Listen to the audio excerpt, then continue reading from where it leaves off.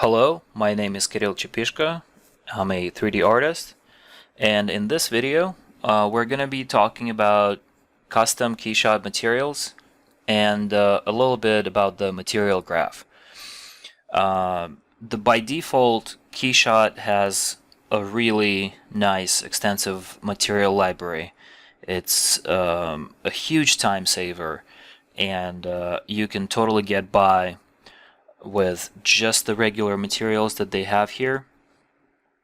But the nice part about it is almost every material is super flexible in its settings, and what we're going to do in this video is take advantage of that and actually also try and take it a step higher, like a step up from the regular stuff, and try combining, mixing materials, and working with the material graph in the node editor to push it just a little further.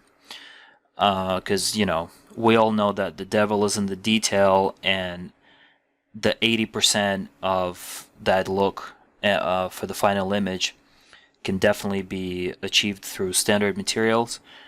But that final push, the 20%, the 5%, the 1%, is really spending time and paying attention and looking at the references and giving it some love.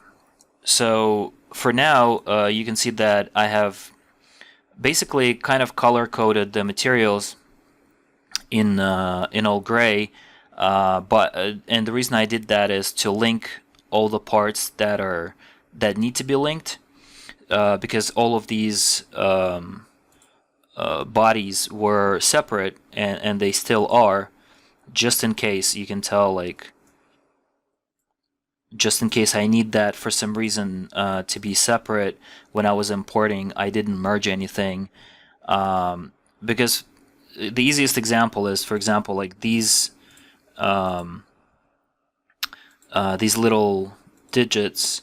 If they were same body and I assign the material, and then under a certain lighting condition I'm getting a weird spec, it would be really easy to just either separate it, but in this case I already have it separated, just to unlink that material and make the adjustment to roughness or spec, just to get that weird kink out. And of course, linking and unlinking material is super easy. And one common thing that I think is good to know is when you're importing, it's going to possibly import as a bunch of different materials. And so, for example, if you see something like that and you don't want to go by hand and adjusting that, because, for example, to link two materials together, you can right-click and be like, copy material, and then paste linked material. And to give you actually a better example, we're going to copy the gray material and paste it here. It's going to be paste linked. So, and then now, instead of being two different materials here on the right, it's going to be one and the same material. But then, and we're going to just bring that back. But if I have like 100 bodies, I don't want to go ahead, by hand. So what I'm going to do is select here everything that's named left dial, or whichever you have of the same. Just using Shift, click the other ones and just say link materials, and it's going to link all those with the same name together, and it's just going to save us a lot of time in editing. So this gray coding or color coding really helps you get a certain degree of contrast and a certain look even before you start applying materials. It's not necessary, but I like to think that it's kind of useful. So for now, what we're going to do is go ahead and assign just the standard materials from the library, and you're going to see that it's definitely 80 or probably more percent towards the final. And before we do that, I'm going to switch to this new GPU mode, because for this intent and purpose, it's actually going to be faster, and we're going to get a better representation of the material much quicker.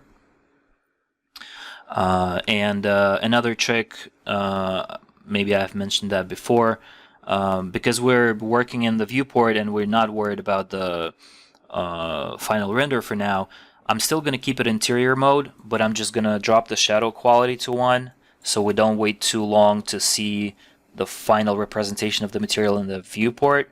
I'm going to drop the ray bounces to probably, if I didn't have any glass, I would say just 1, but we do have glass and we're going to take a look at it later, so I'm just going to drop it to 8. And for global illumination, possibly not that important, so we can just do like 2 and keep it in the interior mode. And now we're just going to go and assign standard materials. So the leather strap for the watch, I'm going to bring up the reference a little later when we start adjusting it, but for now we're going to leather, grab the standard one.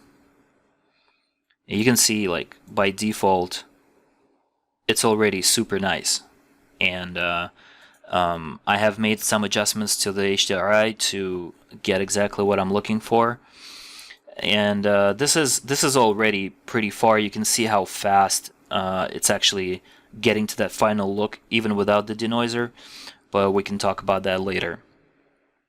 So yeah, let's just go through everything and assign it for the, and I already kind of know like what I'm looking for. Like I've gone through assigning the materials previously with this model, so I already have this look in mind. For the metal, we're gonna take just, I think polished iron should be good. For this plastic piece, I actually used the cloud library, and in the downloads I got this high-end plastic material, super helpful, really is like that type of plastic I'm looking for specifically for this watch. For the little hands and everything, we're just gonna go with basic plastic, and for now we're not worried about color that much, because we're just gonna go through colors as a completely separate topic. So for now, maybe glossy plastic. The dials, these little dials, I want them to be metallic, and they have this circular texture on them, or pattern, and it needs to be shiny. So what we're gonna do is just grab standard metal, pretty much like anything, but I'm gonna take the one that's already black, drop it here, so you can see that it gets this really nice highlight, and we're just gonna make the adjustments further when we start doing that. And then for the background, I need that background to be lighter than everything else for the contrast. So for now, just regular. We can link that, that's fine. For now, just regular, and right click, edit material. This metal has an option to say that it's measured, so it's I guess scientifically accurate. We can adjust the color of this metal by either switching to color and doing it that way, or saying that it's anodized, and that's actually what we're gonna do. And just play with the film settings to get that specific metal look that you want. It can be slightly yellowish or like any kind of tint, but again, we're not too worried about colors for now, so we can leave it like that. And the watch also has these white pieces, which they're so small, we can just keep them as a diffuse that we have by default, but if we can also do the plastic there. So just and they need to. I want them to stay white because I really like that plastic soft look on them. I want to make sure that it's plastic on all of those pieces, and I'm gonna say yes for linking. And then, for example, if we wanted to unlink, we just right click, unlink material. It's going to create a separate instance of that material so we can tweak it. And then these pieces right here, if you don't see the highlights, you just switch to the scene so that when you click it, it's going to highlight what you're selecting. These little inserts are in the references. They are some sort of phosphorus material or, light emitting, but we're not going to do it here, although KeyShot can absolutely do that. But they don't just, they're not emissive by their nature. So what we're going to do is go into gems, or maybe glass, depends, and try that. So you can see that it's already looking nice. We didn't get a yellow color. I just want like this simple yellow color here.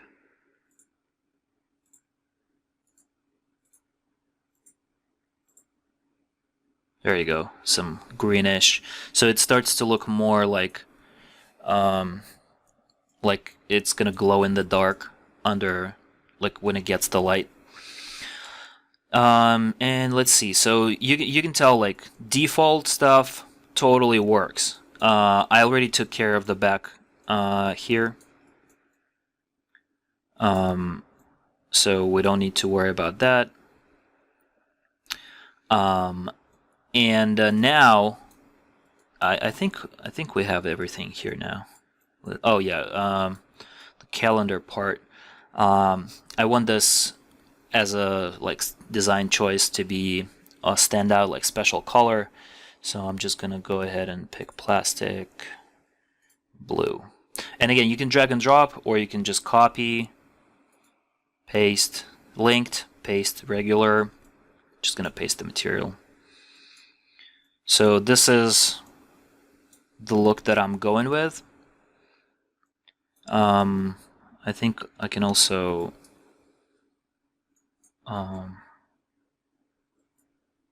use this color on on the inside of one of the buttons, like that. And we're gonna color code them, so I'm gonna use the green one on the other.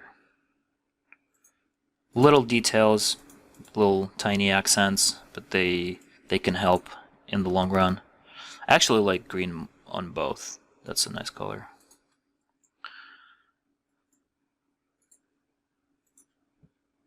Oops. Just Control Z if you want to undo.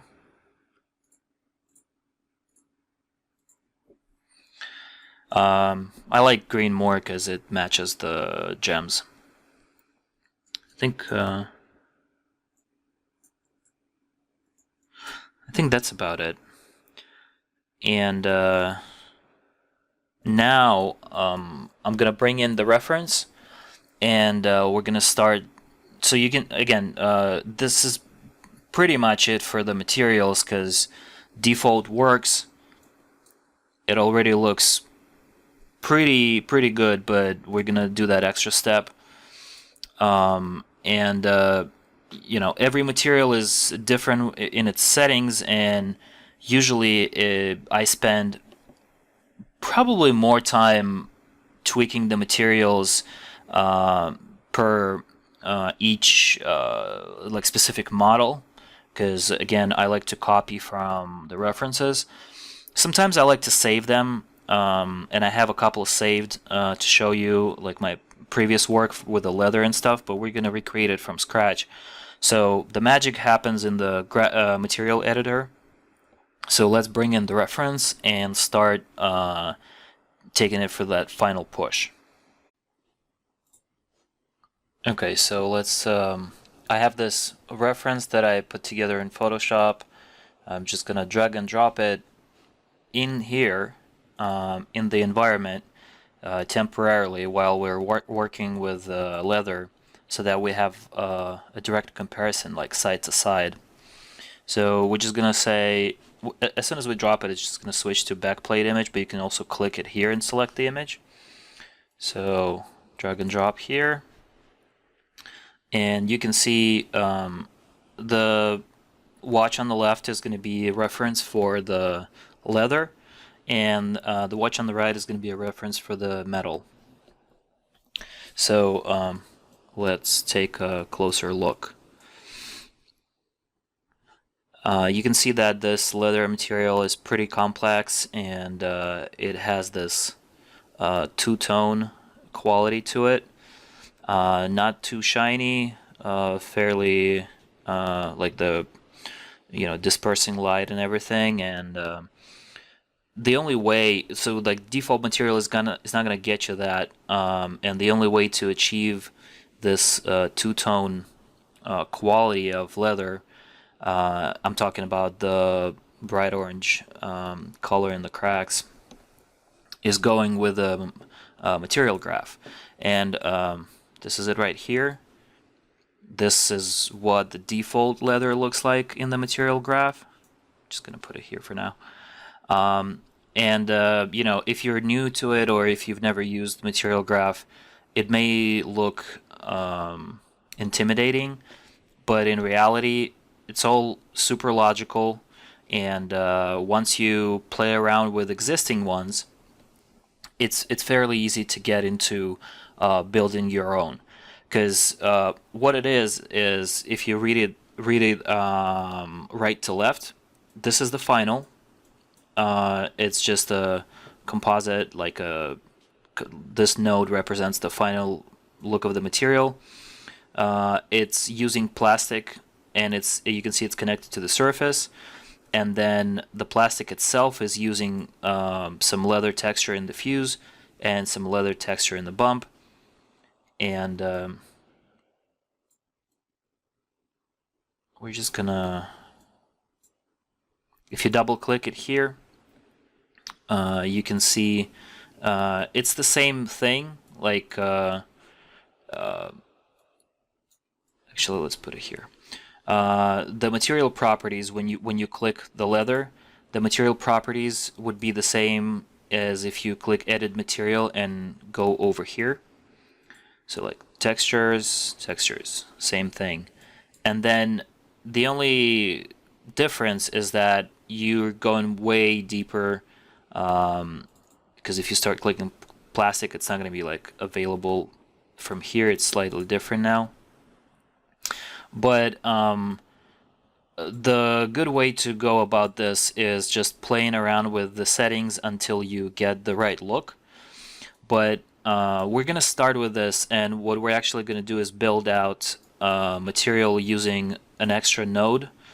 And I'm just going to give you like a brief overview. You can add nodes that are already materials, geometry nodes that generate certain shapes like bubbles, displays, flakes, and fuzz, which fuzz being a new material to KeyShot 9. It's really good with like cloth and like this little tiny surface particles. Different types of textures, and the ones I use most is curvature and occlusion, and then where a lot of utility nodes like adjusting color, color composite, and stuff like that, like combining two types of bumps. So that's pretty much it. Like that's all there is. What's important to know is with these complex materials, what happens is there's this default layer, which is going to be this red leather, and then everything else that we're going to create for more depth, we're just going to add as a label to this material. So to keep it visual, if you're a visual person, which I'm pretty sure like everybody watching this is a visual person. This is going to be our end result. This is going to be our base material, and then we're just going to add new material. Right click, materials. We're going to use plastic, or maybe either plastic or paint, something that we can control diffuse and also control level of roughness. So let's just do paint, and gonna connect it to label. So you can see now its label is covering that default material that we created. If we disconnect it, it's just gonna go back to the default leather material.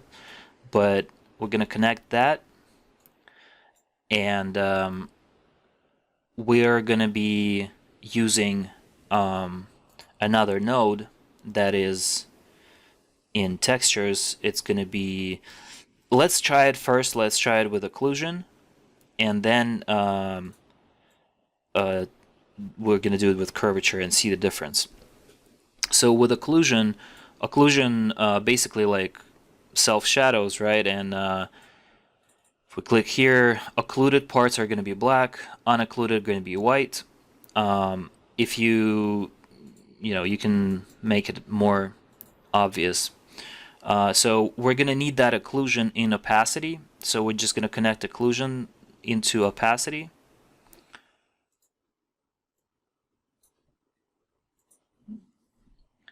And let's see, I'm going to start playing with a radius to get that.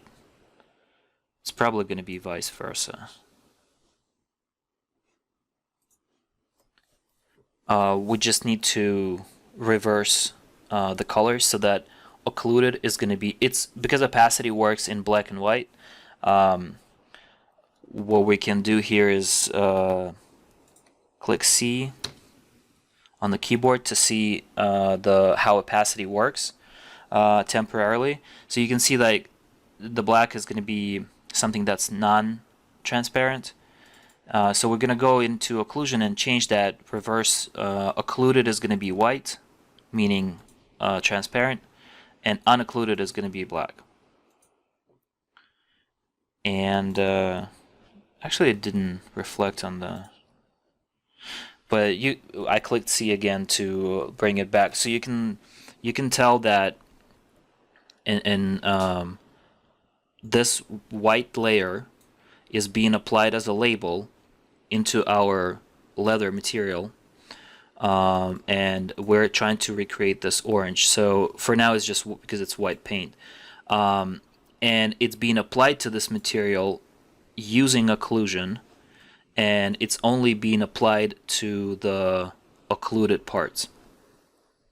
So inside of that occlusion now, instead of it being white, we can plug in a bitmap like any type of texture.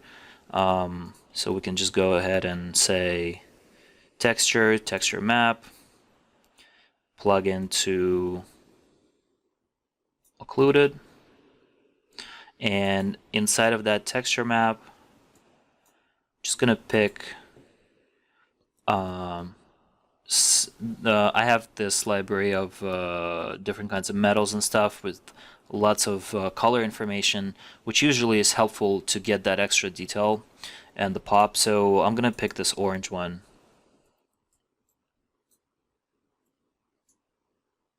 And let's see. Actually, no.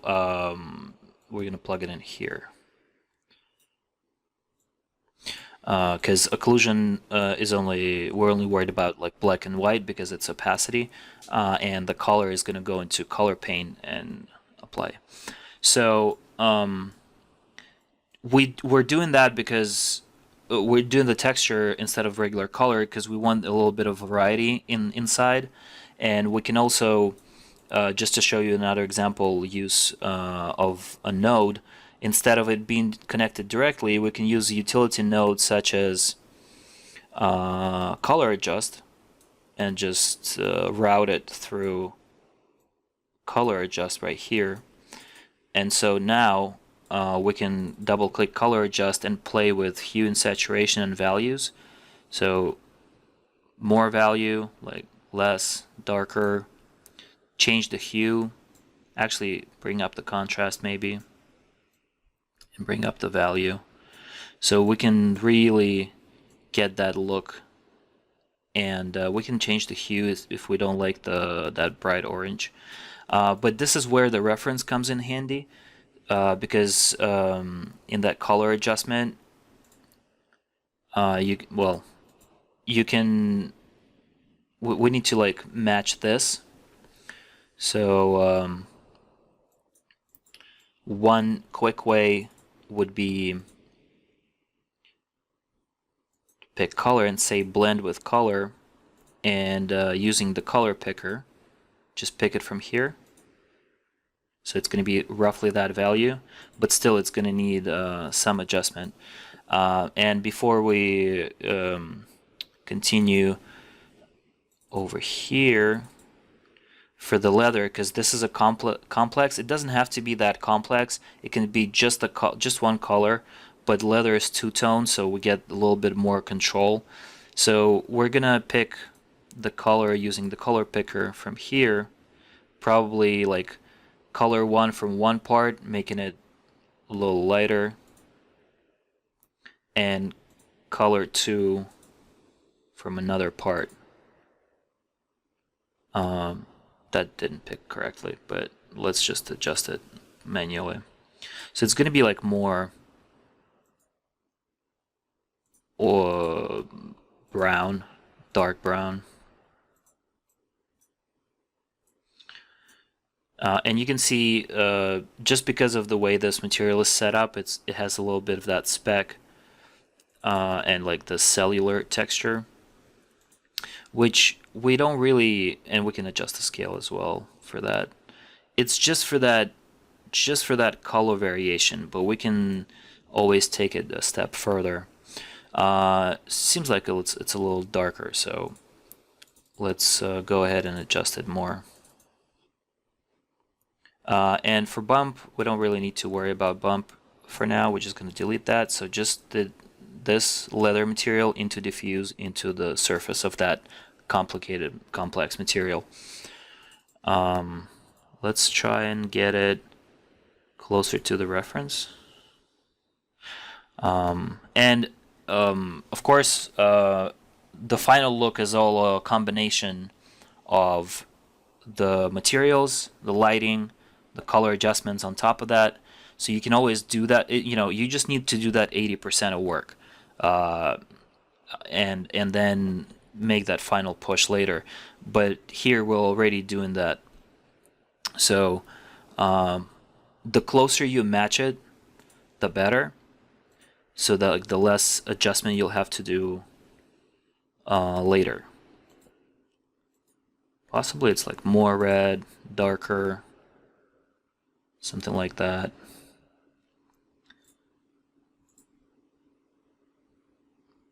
And then the other part is probably even more reddish and darker.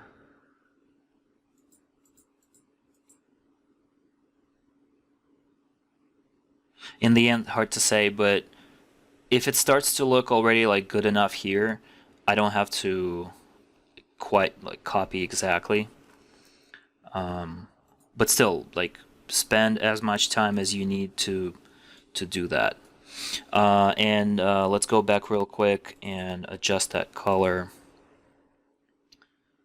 I'm not gonna blend it, so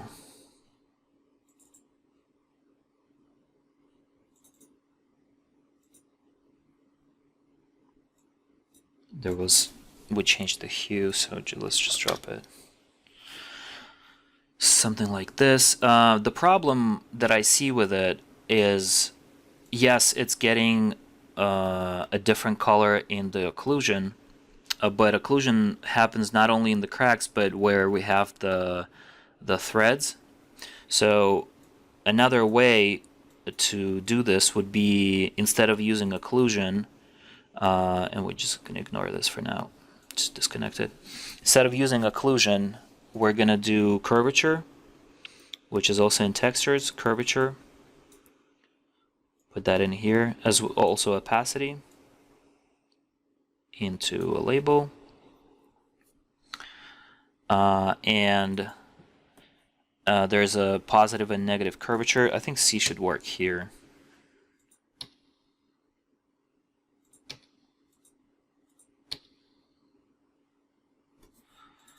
Let's see. Make it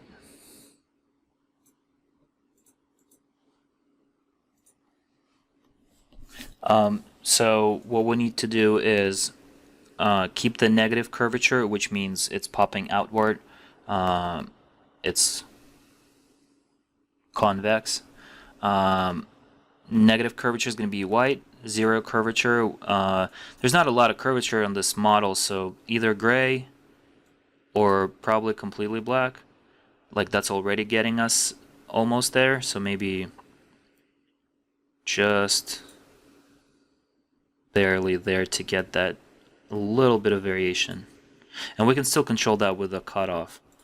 And then positive curvature is gonna stay black. And then control with a cutoff. See how much we need to drop it. You can see it's going away from the surface, but it stays in the cracks. And it's actually not, as opposed to ambient occlusion, it's not influencing the areas under the threads. So that's exactly what we're looking for. So from here, we just need to play with the texture, make sure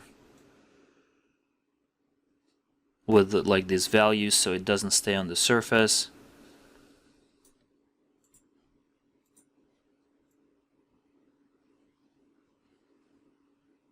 That's too transparent.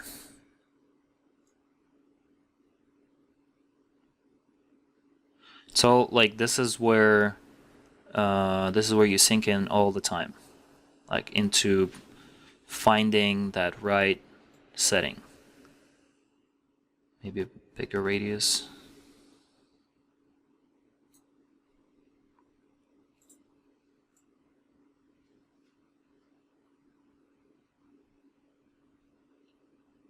I'm going to try and keep it one color for now. No color adjustment.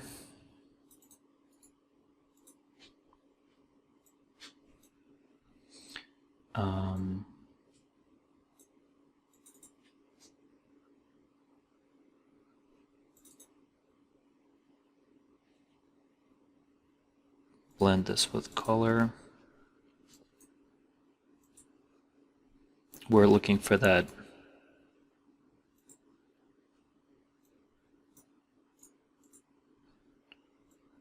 orange from the reference.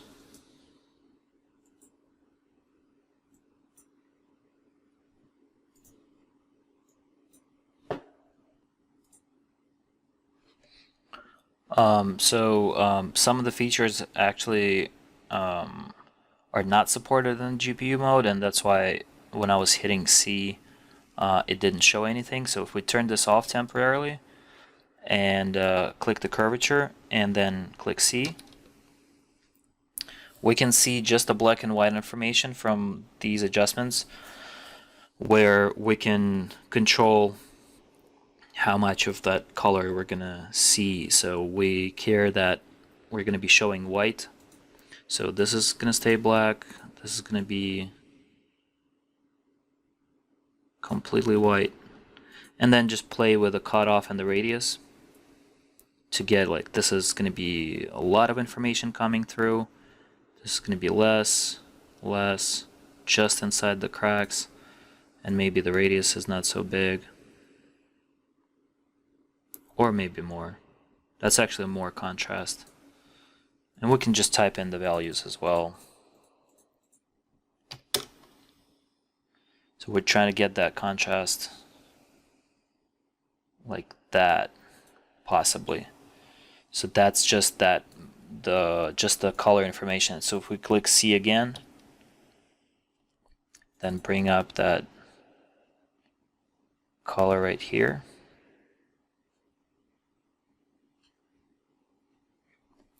we should be able to see it coming through.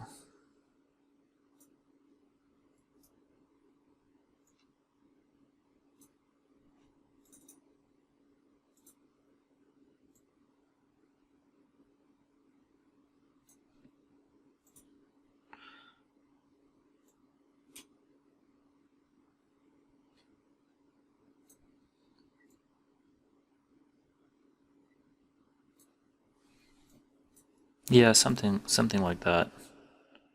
I just don't want it to be too much on the surface.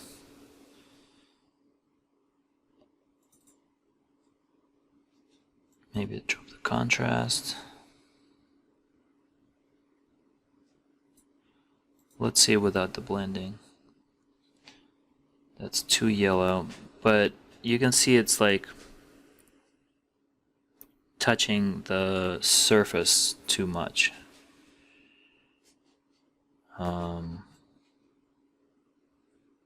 Yeah, something like this.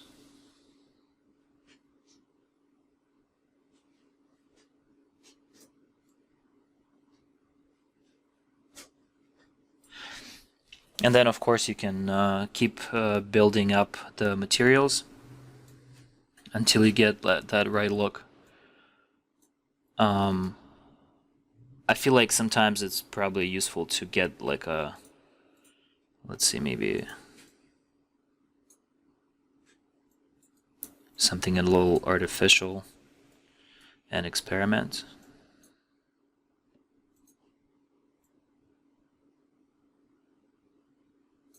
You can start seeing the yellow coming through. But those bluish tones coming in the leather, they look pretty nice.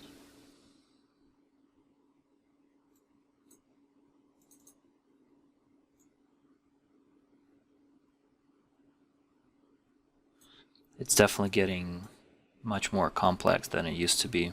And especially we just need to wait a little bit and let it render to get that exact look. So I'm just gonna play around with it and restart when I'm satisfied with the result. I've spent some time tweaking the material. You can see I got fairly close, and I think for this purpose it's fine. I'm gonna keep it like that. I'm gonna show you the node system that I ended up with. Basically, for the main color of the surface is also a curvature, and then additional layers, they are all going through the curvature, and one occlusion. Occlusion is just making the everything darker, so it's like I can probably go even more just for that extra pop. And I think this gives you a pretty good example of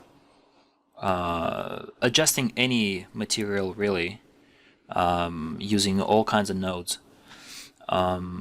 So the rest of the tweaks, I think, and we already can take out the background. We don't need that anymore. I'd say for the metal, since I was looking at it, the only thing we need to do is we have the option to make it either measured or color. We're going to stay measured and click anodized, just so that we can get a little bit of a control over the color more accurately. I'm going to drop this. It's like a yellowish tint, so we can play around with the settings. And we can get this, and also adjust the roughness a little bit so it's blurring out the highlight more. I would say probably still get like a nice highlight out of that metal.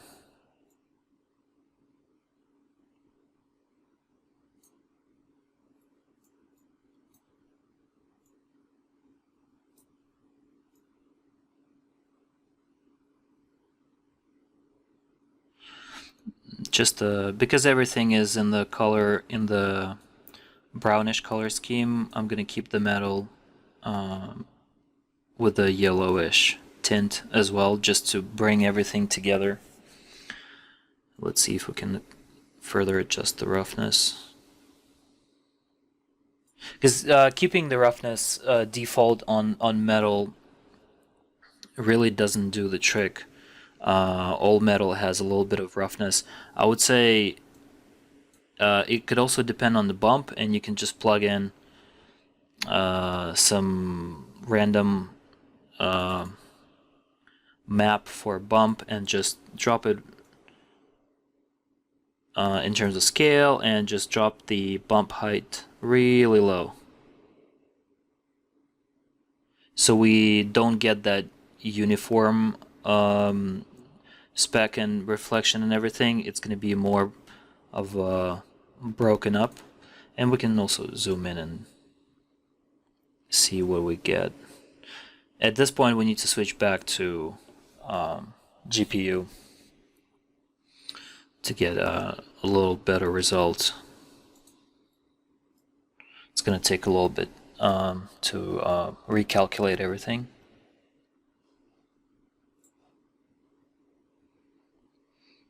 And as I zoom in, I see that maybe I'll adjust this leather material further.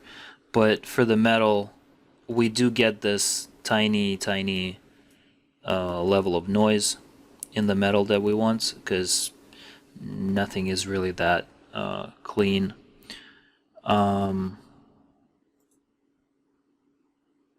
Let's see, probably, yeah, that should be fine. We're barely gonna see that in the render, but I think every little bit helps, and it really matters. And for the plastic, we're just going to drop the overall scale, and we're gonna go into material graph. We're getting these spots. Actually, is not too bad already. Maybe the wrong scale, but we are barely gonna see that. So for the roughness, just play around with some of the settings.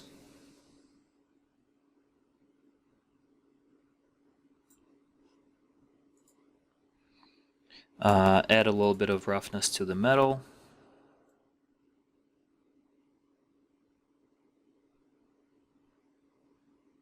Till we start getting these nice, more spread out highlights.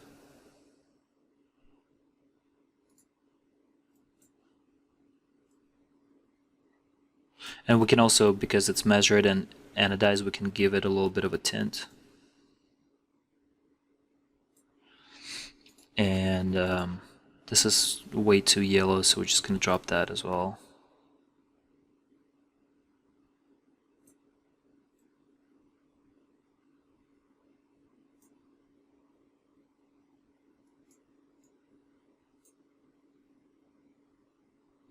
And at this point I want to bring back the glass and see how this material plays with glass. Because once it's covered, it's just gonna look completely different.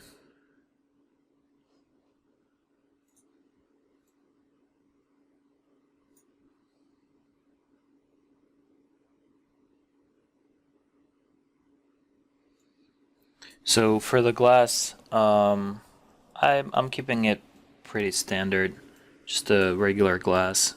We can also try using, so this is thin film, like if we use regular glass and give it some sort of refraction, we may or may not get a better result. But again, this really takes just time and playing around with it. And then, just like we were talking in the tutorial with the environments, if we're getting that unnecessary highlight, we can just adjust it real quick.